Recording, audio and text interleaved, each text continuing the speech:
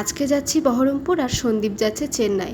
গণপতি বাপ্পা কালকে পুজোর জন্য প্রস্তুতি নিচ্ছে এখানে। যাই হোক, আমি আর কৃষ্ণনগরে থাকতে পারিনি, সন্দীপ ছিল না বলে আমিও চলে এলাম। স্টেশনে এসেই বহুদিন ডালপুরি খাইনি বলে একটু ডালপুরি খেলাম।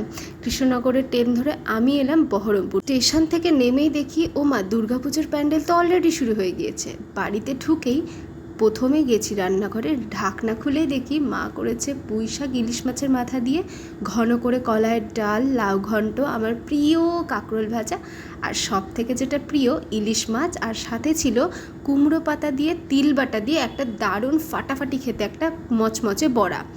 তো ইলিশ মাছের ডিমটা এত বেশি বড় ছিল, ভাঙতে আমার রীতিমতো হিমশিম খেয়ে যাচ্ছিলাম।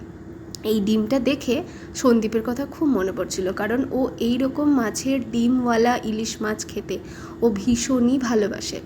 মানে ও মাছের ডিম এত ভালোবাসে, আমরা ফারাক্কাতে পর্যন্ত গিয়ে ইলিশ মাছের ডিম আলাদা করে কিনে খেয়েছি, এতটাই প্রিয়। আর বেশ কিছুটা সন্ধ্যের দিকে চা, আর সাথে মাকে বললাম একটু আলু কাবলি করে দিও। ব্যাস, ভিডিওটা এখানেই শেষ করছি, টাটা।